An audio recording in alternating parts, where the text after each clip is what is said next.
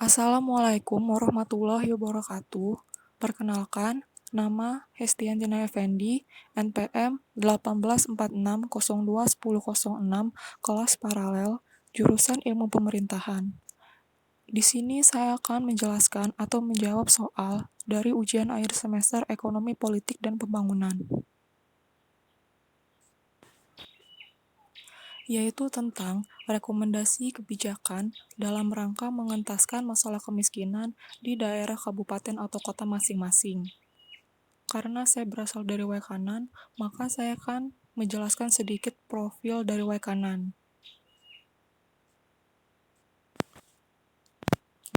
Kabupaten Waikanan adalah salah satu kabupaten di Provinsi Lampung yang merupakan salah satu pemekaran dari Kabupaten Lampung Utara yang dibentuk berdasarkan Undang-Undang Nomor 12 Tahun 1999 pada tanggal 20 April 1999. Kabupaten ini merupakan salah satu kabupaten dari Provinsi Lampung yang terjauh dari pusat pemerintah Provinsi Lampung atau Kota Bandar Lampung. Moto dari kabupaten ini adalah Rami Ragom, atau dengan istilah lain, masyarakat majemuk yang memelihara persatuan. Ibu kota Kabupaten Waikanan adalah Blambangan Umpu, yang merupakan salah satu kampung tua yang ada di Kabupaten Waikanan.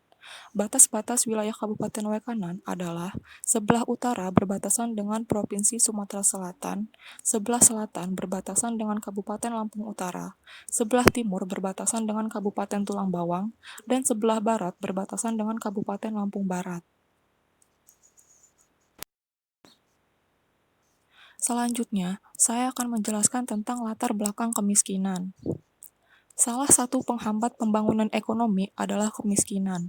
Kemiskinan merupakan tolak ukur bagi sebuah negara, apakah pembangunan yang tengah berlangsung dapat dinikmati oleh segenap warganya tanpa memandang hal-hal yang bersifat atributif.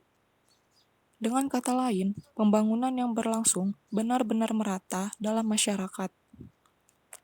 Kemiskinan bukan merupakan sesuatu yang berdiri sendiri, sebab ia merupakan akibat dari tidak tercapainya pembangunan yang berlangsung. Dalam hal ini, kemiskinan akan makin bertambah seiring tidak terjadinya pemerataan pembangunan. Secara umum, kemiskinan lazim didefinisikan sebagai kondisi di mana seseorang tidak dapat memenuhi kebutuhan dasarnya dalam rangka menuju kehidupan yang lebih bermartabat. Kemiskinan merupakan masalah kompleks yang dipengaruhi oleh berbagai faktor yang saling berkaitan, antara lain tingkat pendapatan, kesehatan, pendidikan, akses terhadap barang dan jasa, lokasi geografis, gender, dan kondisi lingkungan. Masyarakat miskin mempunyai hak-hak dasar yang sama dengan anggota masyarakat lainnya. Kemiskinan tidak lagi dipahami hanya sebatas ketidakmampuan ekonomi, tetapi juga kegagalan memenuhi hak-hak dasar dan perbedaan perlakuan bagi seseorang atau kelompok orang dalam menjalani kehidupan secara bermartabat. Hak-hak dasar yang diakui secara umum adalah terpenuhinya kebutuhan pangan, kesehatan, pendidikan, pekerjaan, perumahan, air bersih, pertanahan dan lingkungan hidup, rasa aman dari perlakuan atau ancaman tindak kekerasan dan hal-hal untuk berpartisipasi dalam kehidupan sosial dan politik baik perempuan maupun laki-laki. Seseorang dikatakan miskin manakala dalam pemenuhan kebutuhan pokoknya yaitu makanan, asupan kalorinya minimal 2.100 kalori per hari per kapita. Selain pendekatan asupan kalori, kemiskinan juga diukur dengan pemenuhan kebutuhan pokok atau dasar non-makanan yang meliputi pendidikan, sandang, dan hal lainnya. Berbagai upaya telah dilakukan oleh pemerintah untuk mengentaskan kemiskinan, tetapi hingga kini masih banyak rakyat yang masih hidup di bawah garis kemiskinan. Sepertinya, pemerintah harus jeli lagi dalam memahami masalah kemiskinan, karena selama ini banyak kebijakan yang ditetapkan pemerintah justru malah membebani rakyat. Banyak hasil pajak yang dipungut dari rakyat, tetapi penggunaannya melenceng dari yang diharapkan. Pajak bukan lagi berperan untuk meningkatkan kesejahteraan rakyat, tetapi banyaknya pungutan pajak malah sering digunakan sebagai ajang korupsi bagi para pejabat di pemerintahan. Kemiskinan sesungguhnya dapat disebabkan oleh keterbatasan kesempatan sebagian besar rakyat untuk mengakses sumber daya yang sebenarnya dapat berfungsi untuk menghasilkan pendapatan seperti keterbatasan modal dan aset untuk usaha dan keterbatasan akses terhadap pelayanan sarana dan prasarana kesehatan dan sanitasi. Selain itu, tingginya tingkat kemiskinan ini juga disebabkan oleh rendahnya kualitas sumber daya manusia. Tentu kita dapat melihat bagaimana kondisi dunia pendidikan sekarang ini. Apakah usaha pemerintah untuk melakukan pemerataan dan memajukan dunia pendidikan di negara ini sudah benar-benar terwujud? Seperti kebijakan sertifikasi guru yang telah ditetapkan pemerintah. Karena nyatanya hingga kini, banyak guru yang mengajar di sekolah, baik SD, SMP, atau SMA, kualitas keilmuannya masih sangat memprihatinkan. Lalu, maraknya tindakan korupsi di berbagai lembaga pemerintahan juga merupakan penyebab mengapa tingkat kemiskinan belum juga dapat ditekan. Karena miliaran hingga triliunan uang negara yang telah diselewengkan oleh berbagai pejabat di pemerintahan telah menimbulkan kerugian besar bagi keuangan negara. Di satu sisi, negara ingin mengentaskan kemiskinan dan mengucurkan berbagai aliran dana kepada rakyat miskin. Tetapi di sisi lain, ternyata banyak aliran dana yang malah diselewengkan oleh pejabat-pejabat di pemerintahan hanya untuk kepentingan atau memperkaya diri sendiri.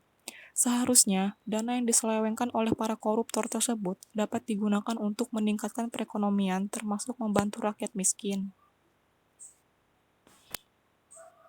Berikut beberapa rekomendasi kebijakan dalam rangka mengentaskan masalah kemiskinan, yaitu pemberdayaan tenaga kerja. Kebijakan ini bertujuan untuk para pengangguran diberi pelatihan agar mereka mempunyai skill atau kemampuan atau bakat terpendam. Jika mereka sudah memiliki kemampuan atau keterampilan, itu akan membuat mereka lebih mudah mencari pekerjaan atau bahkan mereka bisa membuka usaha sendiri dari hasil pelatihan tersebut. Dan itu berarti mereka akan mempunyai penghasilan dan bisa memenuhi kebutuhan hidup mereka. Mengapa saya merekomendasikan ini? Karena banyak sekali pengangguran yang kebingungan untuk mencari pekerjaan. Dengan diadakannya pelatihan seperti ini akan mempermudah mereka untuk mencari pekerjaan.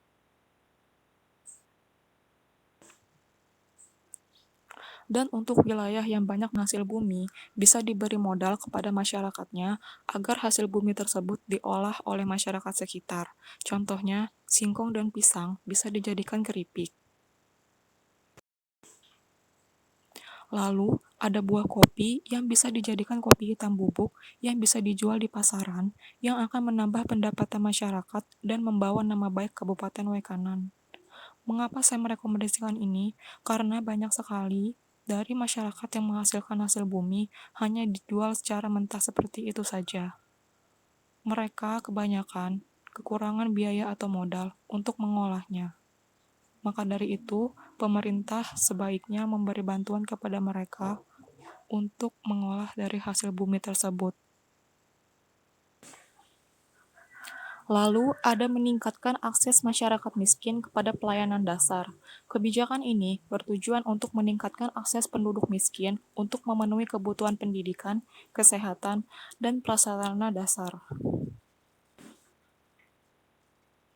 Pendidikan merupakan modal terpenting untuk meningkatkan taraf kesejahteraan hidup rakyat.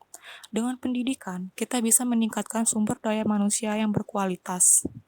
Pada saat ini, biaya sekolah negeri di Kabupaten Waikanan pada tingkat SD, SMP, atau SMA memang sudah gratis. Tetapi, masih banyak anak yang tidak melanjutkan sekolah hanya karena orang tua mereka tidak mampu untuk membiayai sekolah lebih lanjut dan untuk membeli seragam atau peralatan sekolah lainnya. Jadi, pemerintah seharusnya memberi bantuan berupa seragam dan peralatan sekolah lainnya. Bila perlu, memberi uang saku per semester untuk anak yang berprestasi tetapi kurang mampu. Karena kita tidak tahu, barangkali di antara anak yang kurang mampu terdapat anak yang berprestasi dan berbakat. Mengapa saya merekomendasikan ini? Karena di pedesaan masih banyak orang tua yang bingung untuk melanjutkan sekolah anaknya karena para orang tua kebingungan dari mana biaya yang mereka dapatkan untuk menyekolahkan anaknya. Dan untuk pelayanan kesehatan, memberikan pelayanan kesehatan rujukan bagi keluarga miskin secara cuma-cuma di kelas 3 rumah sakit, dan mengadakan posyandu di tiap-tiap kampung agar bayinya diimunisasi, dan memberikan makanan atau asupan gizi bagi keluarga miskin seperti telur, daging, buah, sayur, agar mereka bisa makan makanan yang sehat dan bergizi. Mengapa saya merekomendasikan ini? Karena banyak di antara keluarga miskin yang sangat jarang sekali makan makanan yang bergizi. Maka dari itu, pemerintah seharusnya memberi keluarga miskin bantuan berupa makan makanan yang bergizi, seperti telur, daging, buah, dan sayuran. Itulah hasil penjelasan dari saya. Bila ada salah-salah kata, saya mohon maaf. Wassalamualaikum warahmatullahi wabarakatuh.